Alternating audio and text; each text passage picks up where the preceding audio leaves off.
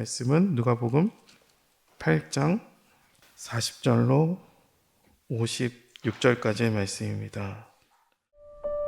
예수께서 돌아오심에 무리가 환영하니 이는 다 기다렸음이로라. 이에 회당장인 야이루라 하는 사람이 와서 예수의 발 아래에 엎드려 자기 집에 오시기를 간구하니 이는 자기에게 12살 된 외딸이 있어 죽어가미로라. 예수께서 가실 때에 무리가 밀려들더라. 이에 12해를 혈루증으로 앓는 중에 아무에게도 고침을 받지 못하던 여자가 예수의 뒤로 와서 그의 옷가에 손을 대니 혈루증이 즉시 그쳤더라. 내게 손을 댄 자가 누구냐? 다 아니라 할 때 베드로가 이르되 주여, 무리가 밀려들어 미나이다. 내게 손을 댄 자가 있도다. 이는 내게서 능력이 나간 줄 알미로다. 여자가 스스로 숨기지 못할 줄 알고 떨며 나아와 엎드리어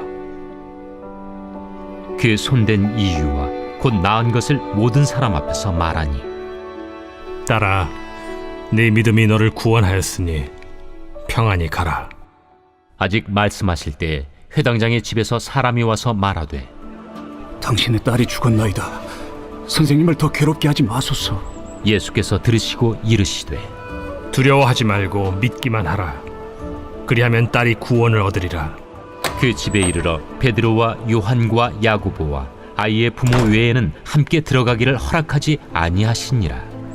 모든 사람이 아이를 위하여 울며 통곡하매 예수께서 이르시되 울지 말라. 죽은 것이 아니라 잔다. 그들이 그 죽은 것을 아는 고로 비웃더라. 예수께서 아이의 손을 잡고 불러 아이야, 일어나라. 그 영이 돌아와 아이가 곧 일어나거늘 예수께서 먹을 것을 주라 명하시니 그 부모가 놀라는지라. 예수께서 경고하사 이 일을 아무에게도 말하지 말라.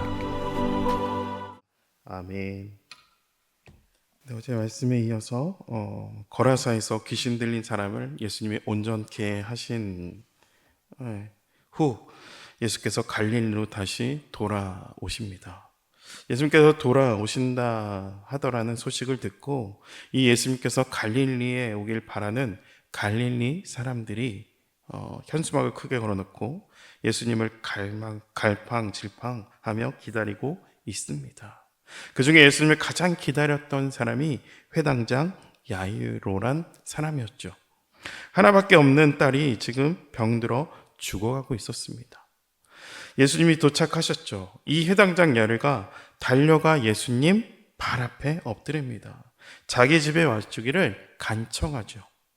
누가복음을 쭉 읽다 보니까 여러분 예수님 발 앞에 엎드린 사람들이 이 누가복음 가운데 자주 등장합니다. 베드로가 그중 한 사람이었죠. 밤새 그물질을 했어요. 그럼에도 불구하고 예수님의 말씀을 의지하죠. 깊은 데로 와서 그물을 내려 고기를 잡으라. 시몬이 대답하여 이르되 선생님, 우리들이 밤이 새도록 수고하였을 때 잡은 것은 없지만 말씀에 의지하여 내가 그물을 내리니이다. 말씀에 의지해서 행했다 라고 나오죠. 말씀에 의해서 행한 것을 제가 지난주 순종이라 했죠. 이 순종의 결과가 만선을 이루게 되었습니다. 만선의 열매가 베드로가 기뻐한 것이 아니라 예수님 발 앞에 엎드립니다. 자기를 떠나달라고, 자기가 죄인이라고 베드로가 고백을 합니다. 예수님께서 바리새인 집에 초대를 받았을 때도 한 여인이 따라 들어갔죠. 그리고 예수님 발 앞에 엎드립니다. 그리고 자기 머리로 예수님의 발을 씻겨드립니다. 향유를 부어드리죠. 그녀가 죄 많은 사람이었다고 누가복음에선 소개를 합니다. 또 어제 살펴본 거라사에 귀신 들린 사람도 정신이 온전케 된 후 예수님 발치에서 예수님을 섬깁니다. 자기의 절망, 자기 죄인됨을 분명히 아는 자들이 예수님 발 앞에 엎드림게 됩니다. 그 엎드림이 예수님을 내 집으로 모실 수 있다는 것이죠. 마치 내가 뭐라고 된 것처럼 인심 쓰듯이 예수님을 그냥 한번 초청해서 모시는 것이 아니라, 그것은 온전한 모습이 아니라 예수님이 내게 오셔야 된다는 그 마음으로 겸손하게 주님 앞에 나아가는 것이죠. 예수님께서 또 회당장 야이로와 함께 그 집을 향하게 됩니다. 그가 가는 중에 이리 밀리고 저리 밀리게 되는 일들이 일어나죠. 사람이 너무 많아서 이리 밀리고 저리 밀린 중에 12의 혈루증을 앓고 있던 한 여인이 등장합니다. 기어이 사람을 해치고 예수님께 가까이 다가가죠. 그리고 예수님의 옷자락을 만졌습니다. 그때 12의 앓던 혈루병이 깨끗이 낫게 됐다, 그쳤다라고 표현되어 있죠. 예수님의 옷자락을 만집니다. 여러분, 그때 깨끗이 되었어요. 그래서 예수님이 묻습니다. 누가 내 몸에 손을 대었느냐? 사람들이 이렇게 많은데 이렇게 밀리기도 하고 저렇게 밀리기도 합니다. 이렇게 대답을 하죠, 베드로가. 근데 예수님은 아니라 내 몸에서 능력이 분명히 나갔다 말씀하세요. 내 몸에서 손댄 자가 누구냐 하시고 다시 물어봅니다. 더 이상 숨길 수 없는 상황이 되면서 이 여인이 떨며 나아가 예수님 앞에 엎드리게 되죠. 그리고 자기가 예수님께 손댄 이유를 고백합니다. 이 여인은 왜 예수님께 손을 대었을까? 이런 본래 혈유병은 부정한 병입니다. 더더구나 사람들이 모여있는 곳에 찾아가면 안 되죠.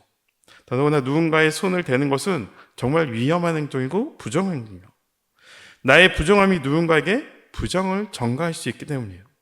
여러분, 코로나 때 마스크를 쓰고 우리가 손소독을 했어요. 나를 보호하고 하는 의미도 있지만 더하여 다른 사람을 위해서 전염이 되는 것을 막기 위해서 우리는 정결해야 했습니다. 부정한 몸으로 다른 사람을 만질 수 없었고, 여러분, 그것이 걸렸으면요 그냥 죽여도 될 수 있는 그런 상황의 그런 시대였어요. 그럼에도 불구하고 이 여인은 왜 손을 댄 것일까? 이 여인은 예수님과 거리두기 하면서 적당한 거리를 유지하면서 그냥 그렇게 따라갈 수 있는 상황이 아니었죠. 저 멀리서 저 발치에서 예수님 한번 구경하고 돌아갈 수 있는 그런 사정의 여인이 아니었어요. 어떻게 해서라도 예수님께 다가가야 했고요. 어떻게 해서라도 예수님과 거리를 좁혀야 했고, 어떻게 해서라도 예수님을 붙잡아야 하는 그 마음이 그녀에게 있었다는 거죠. 여러분, 이 말씀을 좀 묵상하는데 이 이 여인은 예수님을 예수님의 옷에 손대려고 손을 대지 않았던 것 같아요. 사람들이 이리 밀리고 저리 밀린 가운데 겨우겨우 예수님 근처까지 겨우겨우 갔어요. 하지만 많은 인파로 인해서 밀리고 또 밀리기 시작하면서 예수님의 손이라도 발이라도 잡고 싶었는데 어쩔 수 없이 손을 스치게 된 거죠. 옷이 스치게 된 거죠.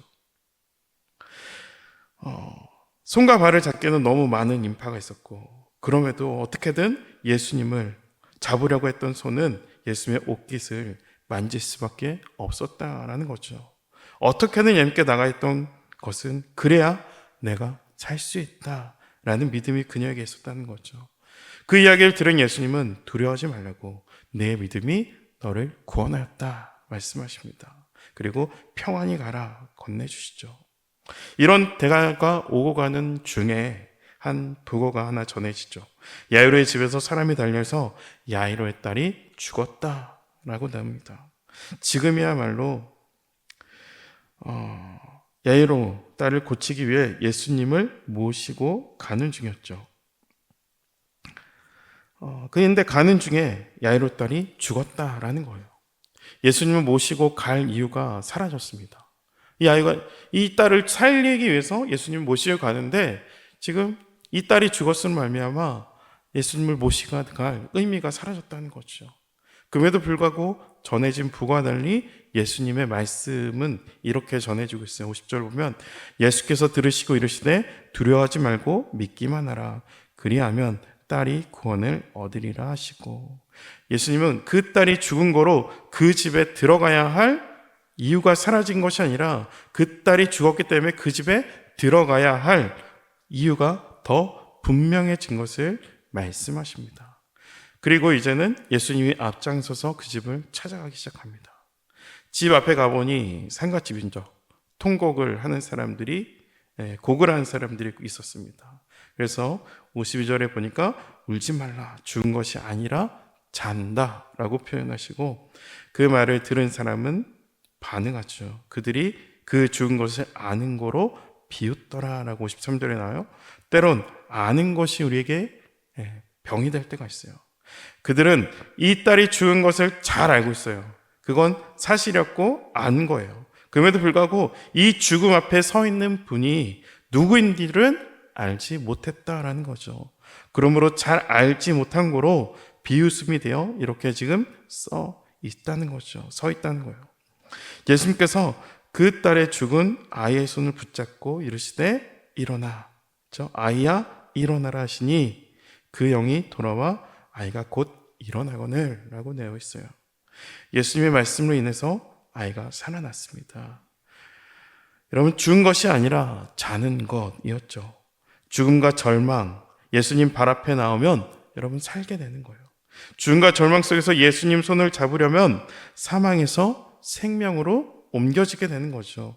정말 죽은 것은 예수님 앞에 엎드릴 줄 모르는, 예수님께서 손을 내어 주심이 필요치 않는, 나는 정말 병든 자가 아니다, 나는 정말 죄인이 아닙니다, 이렇게 고개 들고 살아가는 그 삶이 죽은 것이다 라는 거죠.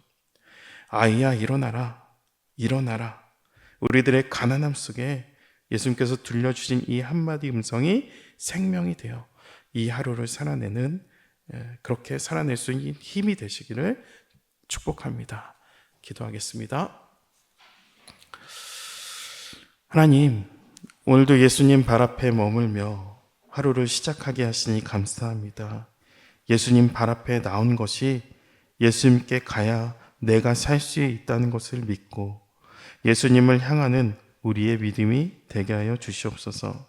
예수님을 내가 필요할 때만 찾고 내가 필요를 모를 때면 예수님 없이 살아가는 그런 어리석은 자 되지 않게 하소서. 또한 형식적으로 의무감으로 내가 교인이기 때문에 예수님께 가는 것이 아니라 내가 죄인임을 알고 더하여 누구보다 더 큰 사랑, 그 큰 은혜를 받은 자임을 기억하며 그 은혜 앞에 주님의 손을 잡고 주님 발 앞에 엎드려짐으로 말미암아 일어나라는 예수님의 음성을 듣고 사망에서 생명으로, 절망과 두려움에서 소망을 품고 오늘을 살아내는 성도 되게 하여 주시옵소서. 감사드리며 예수 그리스도 이름으로 기도합니다. 아멘.